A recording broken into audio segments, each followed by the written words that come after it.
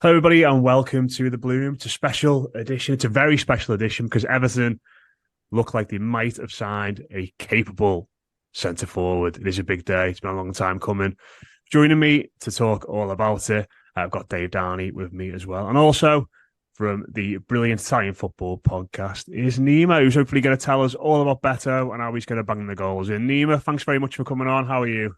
I'm good. How are you guys? Good to be with you. Yeah, we were just saying it's very nice to have someone who might do some goals for us because it's been quite a while. But before we get into speaking about Beto as a footballer and his time at Udinese, Nima, you on the on your podcast got to speak to him very recently. It's Yeah. fascinating interview. He come across as very humble, very charismatic, very engaging. Is that the impression you got from him when you spoke to him? I'd say exactly that. Very, very humble, very down to earth, very charismatic, funny, relaxed guy. Just, wants to do well. Um, Wants to do well, is a, works hard for the team and so on and so forth. Like very, very, very down to earth. The way he talks about his background, the way he views football, the way he looks at the team, and as as you guys listen to, if you've heard the interview, he just comes across as a very, very relaxed and not at all like a modern footballer. These who are all a little bit celebrity-ish, pop star-ish character, but he was nothing like that. And you spoke about, I don't want to give it away too much because we'll put the link to the interview you guys did in the description of this podcast if anyone wants to listen to it. But you mentioned his background there and how interesting and how unorthodox it is for a footballer. Could you just give our listeners some kind of insight into his journey from the start of his career up until where he is now, a £25 million footballer? Well, I mean, he does come from a very simple background in Portugal, doesn't he? And he worked in KFC. He talks about, he mentions how when he worked at KFC and what his favorite food there was and what kind of work he did. And, he's not, that's, it was very much like that. He's gone the hard, the long way around to reach where he is now. And that's the Premier League. So, yeah, no, it's I can really recommend it, and thank you for kind words about that. But yeah, it was one of those more enjoyable interviews I've done in my life, in my career as a journalist, and because he was so relaxed, and that obviously helps you as a journalist to relax as well. Yeah, I mean, going into what he's like as a player, Nima, I mean, I think you take it with a pinch of salt when you watch highlight videos on YouTube and it shows you the best of a player and things like that. More of a physical stance that I was looking at. He's very tall, but also I didn't expect him to be as quick as he is. He's fast. Is that? He's I was going to fast. say, is that going a bit too far to say he's fast? And it looked like he drops off to either side of the flank as well, and likes to receive the ball and drive at people. No, he's fast. There's no doubt about that. He's his acceleration is. I mean, that's one of his best traits, isn't it? As a footballer, he's very quick. His acceleration, his link, his physical presence, all of those things that you mentioned, those are his traits. Definitely. If I were to say weaknesses, it is the first touch, but which is not very good, as we've seen. I'd say it's worse than Lukaku's. In terms of people make fun of Romelu Lukaku for his first touch, but I don't think his first touch is that bad. But I would say Beto's is slightly worse than Lukaku's is. No, I'd say his speed is definitely one of those defining features of his game, and attacking the space, and of course he's a big guy as well. Of Yeah, course. that was the second thing I was going to ask about his height because it's Dominic Calvert-Lewin. The pressure's been on him at Everton for several years now, given the fact we didn't have an out-and-out striker who was able to either play next to him or cover him when he was out injured. Now, I think many Evertonians, speak to many of our listeners, would say, it's probably unfair to say it this way, but a lot of people become fed up with him given the fact that he's always out with injury, or he's out with injury very, very often. With Beto coming in, we try to play, and I think Matt would probably agree with this, that Calvert-Lewin, his aerial presence is important for us. What's he like in the air, Beto? Because it's not always a given that a tall player is particularly good in the air. And like I say, having watched the footage of him, it's like he loves to get his head on the ball as well when it comes in. No, I wouldn't say he's world class by any stretch of the imagination aerially, but he is good in the air. I would definitely say that he's good in the air, and I think there's room for improvement there as well. And if I remember correctly, I mean, we did the interview, I think it's almost 6, 7, 8 months ago now. I can't remember exactly, but I think he speaks about like how he wants to capitalize more on his strength being a big guy, and he wants to improve more on that. Aerially. In terms of the style that Udinese played, Nima that's got the best out of him over the past couple of years. What type of football do they use as like a standard blueprint? Because I haven't watched a lot of his goals in the highlights. It seems as though a lot of it is attacking the spaces you said there. It's him running in behind. Are they very much a counter-attacking side that'll soak up pressure and then spring forward in direct play? Because Everton aren't necessarily quite like that, but they are a team that are going to try and soak up pressure and then go direct. Is that sort of the way in which Udinese play?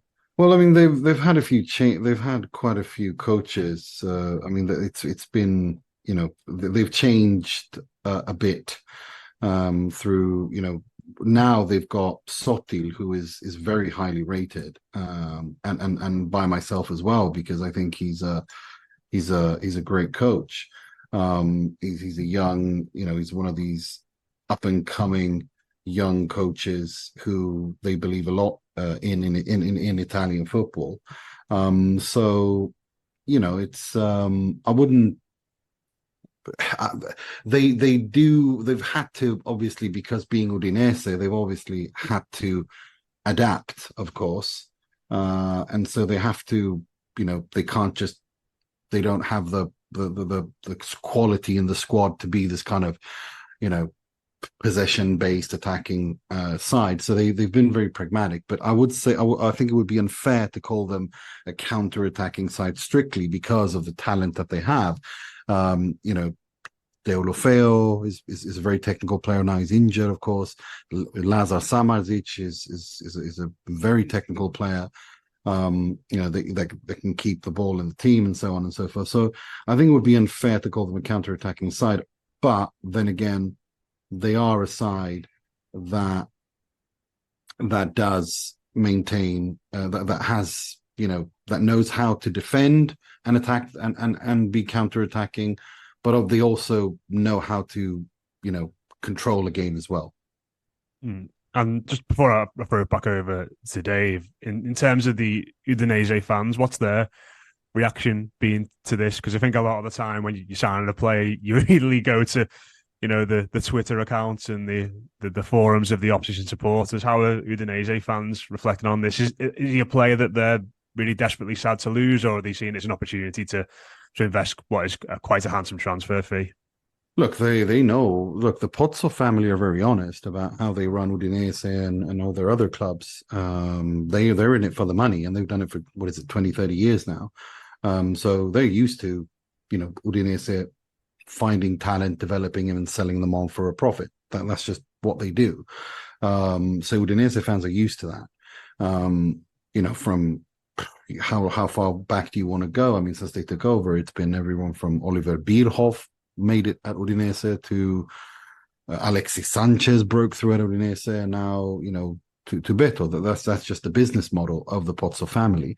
But yeah, I mean, so they don't get too attached. I mean, it's very rare that someone does what Antonio Di Natale did and decided to stay there and turn down all the extra money and wanted to stay there and because his family was happy there and he was rooted in the community and all that. That's very, very rare that happens. But no, it's they're he's a player they've really enjoyed watching. He's done well for them, and of course, there is some small element of sadness, but at the same time they're used to it. I mean, it's not a big, it's part of the reality of the modern game today.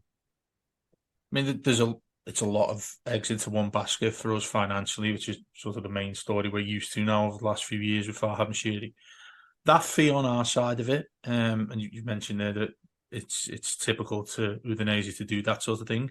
On our side of the field with this, a £30 million fee, and like I said, it's a huge fee for us, given that we allegedly don't have much money to spend. Is that worth it, would you say? Well, 30, that's what players cost these days. I mean, it's I mean, £30 million is a lot of money, just in and of itself. However, £30 million for a striker that was knocking on the Portuguese national team door was just outside of, I mean, is it that much really? I mean, do you know what I mean? Like everything is relative.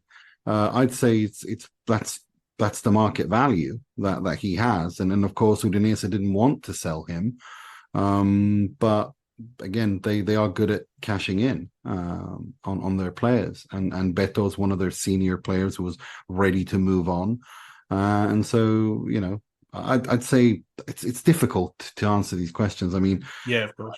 I mean, Harry Maguire, I don't think he's worth 10th of what he went for.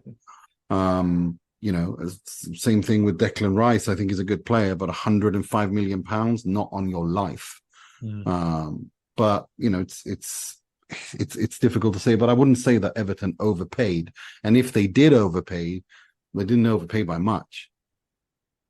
Yeah, I mean, I think fans of ours are typical to associate any player that we get with either a good or bad one that have been and gone, if you get what I mean. With Keane as well. And when he came over, I mean, it was incredibly exciting when Moise Keane came. And then given the way it happened, it's sort of like people approach things with that feeling within the mind, thinking, is he instantly going to be like somebody we've lost a considerable amount of money or hope that we had him when he first came. The other thing I want to ask you, and we mentioned it a little bit earlier in the chat we started, that the Premier League, in comparison to Serie A, and I was really, really keen to get this answer from you on the style in which only on the clips we've seen of Beto so far. Do you think he's well suited to come into the Premier League? Is that the football you see there, which I think many people often talk about how much quicker it is than everywhere else? Is this the type of thing? Because many fans will be looking at this thinking we need him to hit the floor, hit the road as soon as he can when he gets in. Premier League wise, I don't think Beto will ever be a top striker for any of the top four sides in the Premier League. No. No. I think his limit is somewhere in the Europa League. Like when he's at his best, I think he'll be a player who plays for a club that plays in the Europa League. Like that's the ceiling, I think.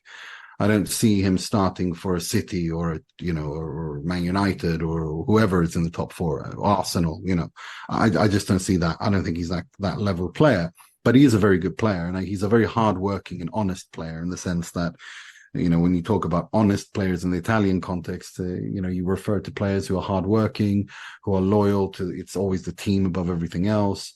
They have technical limitations, absolutely, and so does Beto, but he makes up for it more by committing himself to the cause. And he is strong, he is big, and he's quick. I don't think he'll struggle with the pace and intensity of the Premier League. But if you're thinking that you might have potentially bought a player that you can sell on to Man City for £100 million in 2 years down the road, well, then you're going to be disappointed. No. But if you think this is a player that can help you look upwards the table and maybe help you become first and mid-table side, and then who knows, surprise and become fifth or sixth or something like that, and reach European football, then yeah, I think that's when he's at his best. He can help you do that. It's a lifetime away from us anyway. Well, exactly. I mean, you got to be. You guys were in a relegation scrap. I mean, you got to look at things a little bit. I know fans don't like that, but you have to be realistic. Yeah, the perspective. Yeah. And just the last question, Nima, before we let you go, and you sort of alluded to it there in regards to the situation he's coming into. This is a team that has been in relegation battles the past couple of years. There is turmoil off the pitch. The team has lost the first 3 games without scoring any goals. As we've mentioned, there's not been a really top class centre forward brought in for a while. This is the player the fans have been desperate for a long time, and there's going to be a lot of pressure on Beto, and he's going to be coming into a situation which is not ideal for someone making the move to a new country, playing in a different league and having to experience all that. From what you've seen of him on the pitch and the encounters you've had with him off the pitch, obviously recently, does he seem like the sort of character that will be fussed by that pressure and that sort of difficult environment now? No. I don't think it's a difficult environment for him. I think he relishes. This is what he wants. He wants to, this is a dream opportunity for him. And there's the character he is, my impression of that is that he's not at all, starstruck. This is what he's worked to. This is what he's always wanted to do. He's always wanted to go, he's always wanted to reach the highest level of football that he can possibly reach. And now he's in the Premier League, and that's a goal that he's had in his career, and now he's achieved it. He's just relishing to get going. So no, I don't see him, the pressure getting to him in the beginning, at least, or even I really don't see any of that being a problem. To be perfectly honest with you, I think what could be a problem is whenever a player leaves this late in the window, there could be time to need to give them time to adjust and so on and so forth. But that's a separate issue, isn't it? Mm-hmm. I'm certainly excited now. Anyway, after speaking to you. Look, he is a very humble and down to earth guy. I think he will get on. I think fans will really, really relate to him, and find him approachable and easy. And he's a team player. Up until this point in his career, he's been nothing but a team player. So yeah, I think this. I'm happy for him. Really, I'm happy for him, and I hope he does well. And I think that he could actually, if you're not scoring goals, he's not a goal machine by any stretch of the imagination, but he is one that will, if depending on what the tactics are, if he's to be the target man, he will be the target man and work hard to get the best out of, for himself and the team as a target man. If he's supposed to be the finisher, he'll work hard to be that as well. He's not, he's not a diva or anything like that. No, sounds really encouraging. Sounds like he'll be a great fit for our fan base, certainly. But Nima, thank you so much for your time tonight and coming on the Blue Room. And listen, maybe if we do sell him to Manchester City in 100 million in 2 years, we can get you back on then for another chat. Yes, I'll gladly eat my words then if that happens. But I'd be very, very, very surprised if it does. Yeah. I think him just scoring 10 goals for us this year. That'll be absolutely fine. Well, that's. I'm glad you said that. Because I think 10, 15 goals is absolutely possible. It's not impossible at all. Wonderful stuff. Thanks very much for coming on, Nima, and no doubt we'll catch up again soon. Pleasure to be with you. Thank you. Yeah, there we go. Thanks to Nima. And if you do want to watch that interview, the Italian Football Podcast did with Beto in full, it will be in the link in the description wherever you get your podcasts. Dave, just going to have a quick chat as well ourselves, just 10 minutes. I think it'd be fair to say neither of us have seen much of this lad. Certainly, I don't watch as much Serie A as he used to, and I didn't have any responsibilities. But what I will say is he looks very much suited for the style of football we're going to be playing under Sean Dyche. And I think, as Nima said there, it's not going to be a lad who's going to get it into feet and work in tight spaces. But, if you're going to lash the ball direct in behind the defence or into the channels, he's got the physicality and the pace to get after it. Yeah, I agree with that. I think it's rare you see a struggle. It's rare you see any player really who is a big presence and someone who can physically get involved in any sort of attacking move that your team makes. But that and pace doesn't really add up. You never really see that, do you? Apart from Calvert-Lewin's one of the few, isn't he? Well, yeah, he is. But the difference with him, and this is why I'm really intrigued by this lad coming in, is that he's very isolated at times, isn't he, Dom, when he's on and playing on his own. The one thing we didn't ask him about, I presume it's something too relevant, is to say, can he play in a two? Because that's never going to be a thing that Dyche wants to do, is it? But But with this pace and like I said, you take it with a pinch of salt, the pieces that you watch and the YouTube stuff and all that, which just make every single player out to look like Pele. In being able to drop in, and he's got that pace, he seems happy to take defenders on as well. That sort of thing is what we've cried out for several years now. And the way Nima was talking, the irony about what he said about Lukaku and people not liking Beto's first touch.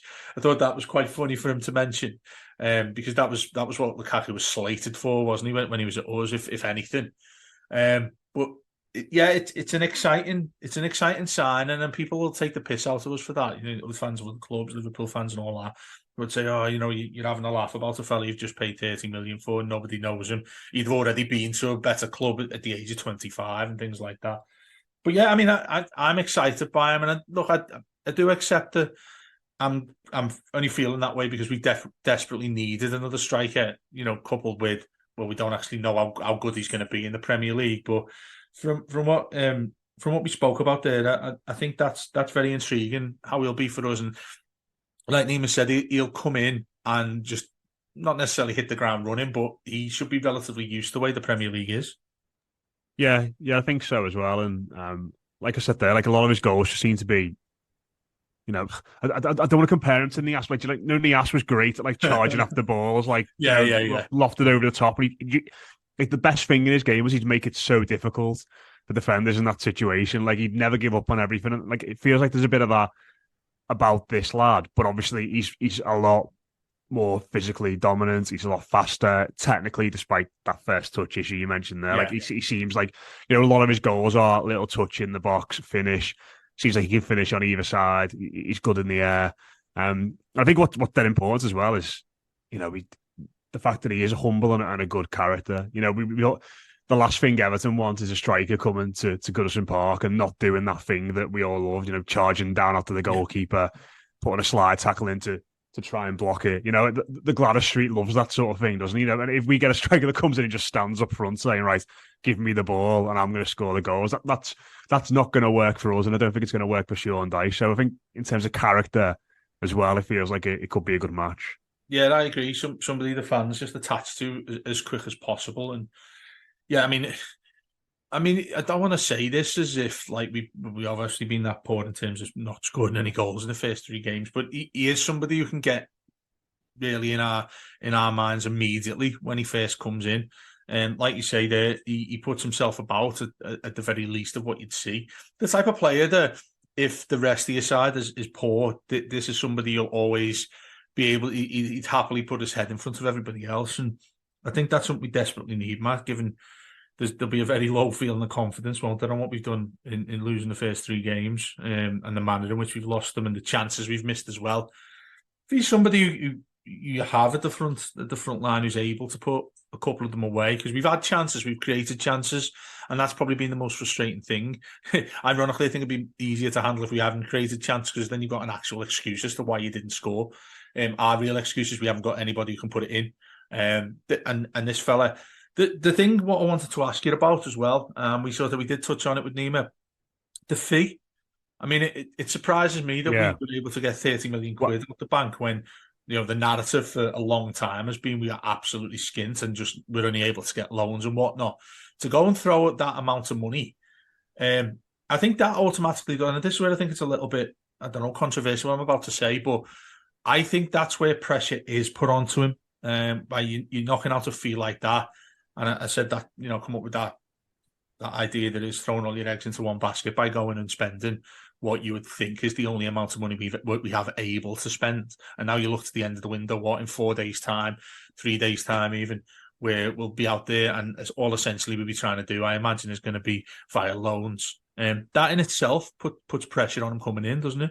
Yeah, but I think the thing that's potentially encouraging about that is I think Paddy himself reported earlier today, maybe, that they're not actually going to pay anything for him until next summer, and it's going to be like an installment thing. So, like the first installment, and you know, this is verbatim, it's going to be around €5 million, and it's going to go from there. It's going to be next year, so it'll be on the next financial year. So that should ease some of the FFP concerns we've got, certainly. But you know, that I suppose that doesn't matter, does it? In some social media circles, people are going to look at him and go, "Well, we spent £30 million on this lad. I was expecting this, this, and this."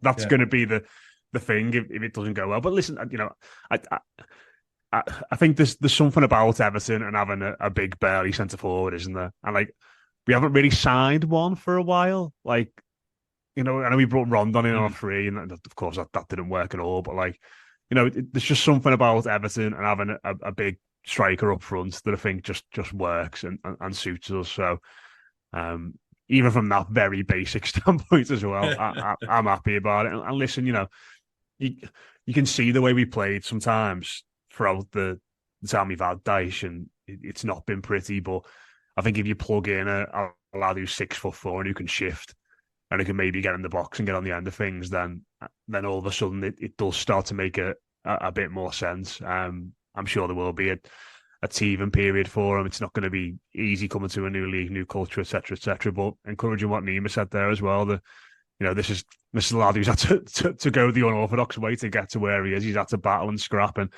do things the hard way. So maybe a moaning Goodison won't be such a big hurdle for him, or such a it won't be an issue that he has to necessarily overcome. It might just be sort of background noise, but how nice would it be? We just got him in the team against Doncaster. We scored a couple, scored at the weekend, just got off to a great start. I suppose there is an opportunity there with the teams we're playing. I don't know if we'll be ready for Wednesday or not, but you've got Sheffield United on Saturday. It's a great chance for him to sort of hit the ground running. And listen, just get him in the side on Saturday. I don't want any of this drip feeding in him and saving him until after the international break when we play Arsenal. Just get him in the team and see what he's all about. I think Dyche will be really anxious to get him in the side as soon as he possibly can, because I think heart of hearts, and obviously he wouldn't say it publicly, but internally or to people in and around him, is the like of Ian Moan and Steve Stone around him. I'm sure the conversations he'll have had been, do you know what, I've had no luck really where you can't get Dominic Calvert-Lewin fully fit even for like a handful of games. And that's Dave. Sorry to interrupt you there. But just go through the players who've played up front for us already this season. Mope started first game of the season. Calvert-Lewin started the second. Danjuma started the third. We had Chimiti come on at the weekend. Tom Cannon came on at the weekend. Michael Keane played up front for a bit. We've had 6 lads play as centre forward in the first 3 games. It's ridiculous. And none of them are obviously Dom aside, and we don't know about Danjuma yet, but none of them are really, proven centre forwards in the Premier League, are they? It's been such a desperate attempt to try and get something at the top end of the pitch that we've ended up with that, 6 lads who've played up front in the first 3 games. Yeah, that's an excellent point that you've made there, and one that people won't like thinking about really, and Sean Dyche should be along that list of people who feel that they were really unfortunate particularly the way he's been since he came in. When he first followed in from Frank Lampard, he hasn't been able to have a consistent run of players that can play up front. That's why we're sitting here looking at half a dozen who've all played there and led the front line for us at various times. I think that he'll be particularly excited for this. I think he'll have been well behind Thelwell, whoever it was. Well, it would have been Thelwell involved with getting Beto coming in. It ticks the boxes, I think, very simply in a simple way, that that'd be tailor-made for him at Burnley, getting in a player like that. You think back to the lads he had there. I think that'll be something that he's comfortable, I wouldn't say pleased with, but comfortable with, because that's something he'll look at thinking Everton desperately need this. That's the only thing I mentioned it then, Matt, and I think it'll be something people cry out if he doesn't hit the ground running, is that price we've paid, and we don't go on and sign a couple of others in that people are desperately looking at. I mean, how many conversations have we had in all of our shows in the last few weeks of the window? Who's the priority to get in? What are the players? What are the positions that we need to sort out? The easy question would be able to say 11 of them, wouldn't it? The way in which we've started, but getting someone. It's not usually me, as you know, but I don't know whether this is because we've been so poor, but I'm quite excited to see what this lad can do. And he's somebody that he looks like he's ready to start, like Nima said there. He doesn't look like he's going to be too bothered by things in and around him. Well, he played in week 1 of the Serie A, didn't he? Started for Udinese, so he's match fit, you'd think. Yeah, and that's essentially what we need. I love what you said there about going to Doncaster, which is essentially, people probably moan at me saying this, but it feels like a little bit of a free game because the priority immediately is to stay in this division. You know, you can't certainly put it at the top of your list trying to get a decent run in a League Cup, but that's the perfect environment for him to come in and get a real feeling of what's in and around him in England and playing against a team that we should be beating anyway. So bottom of the Football League currently, aren't they? I think, yeah, they are actually, yeah. That it's a perfect environment for them to come in. And look, go there and take, I was going to say take 3 points. Go there and get, let's hope it's not 3 points against them ever anyway. But go to in the League Cup game and don't think the pressure's on you as such too. You don't want to get knocked out by a side that's that low down in the EFL, but it's a perfect environment for him to at least settle down and at least get in and around the players that he's going to be with, and Dice to have a look at him and see whereabouts he play him, see what sort of system he wants to go around him. Because the thing that I was thinking, Matt, sorry to go off on a bit of a tangent here, but the way in which we set up around him, I mean, you're immediately looking at this thinking, yeah, we want any two players on the left and right hand side who are going to cross the ball into him. I don't necessarily think he's that kind of player. Like I said, the few things that I've watched, he looks like he likes to come out deep. Looks like he likes to pick up the ball and turn around and run. I just hope it's not one of those circumstances where he'll do that and then he's got nobody in the box to link with, or the other two have got no one in the box to cross the ball into. But he looks really enthusiastic with that sort of thing. But yeah, it looks like he's got an aerial presence. But yeah, I don't feel I trust the players, either side of the wings who can cross it into. No. I mean, like, I think for me, like at this point with Everton, whenever we sign someone, there's this like inbuilt skepticism there now. Yeah. Like I sort of alluded to this probably a bit more crassly on the post match of the weekend. We're talking about Chimiti, and saying like, new players don't excite me as much anymore because we've just been so bad at recruiting them, and like that's not fair on any of those players. But like I think we're gonna like this lad. Like he just seems to be the right profile. He seems to have the right character, and I think he'll be good. Yeah, I think he'll be a good fit for the way we want to play. Just before we finish, Dave, very quickly. 5 days left. Oh, not even 5. 4 days left in the window. It's closed on Friday.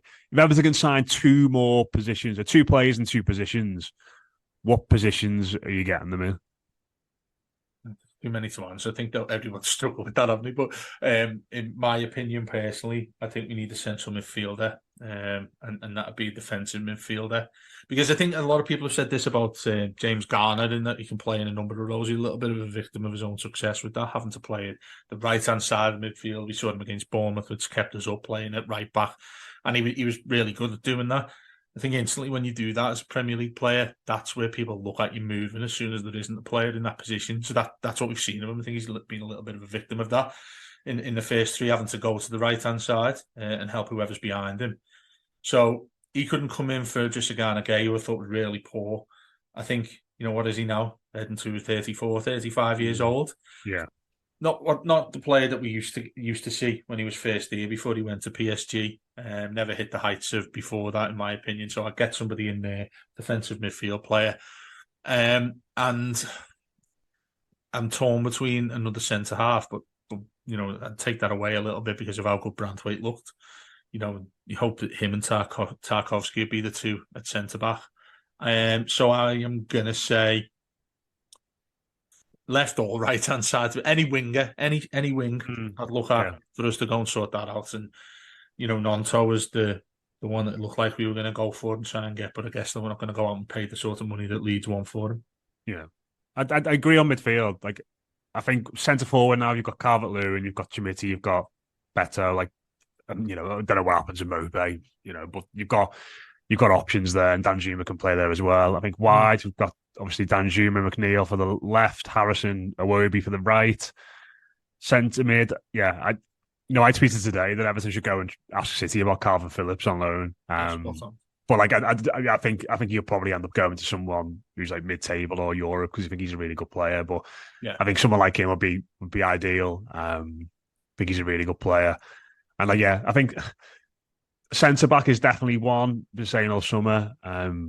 Branthwaite did look up, but I don't want to go overboard because I think Wolves are just so terrible that like, I want to see what he's like against some yard dog like McBurney at the weekend or something like that. That type of striker. I think that'd be Practice interesting. against Beto in training.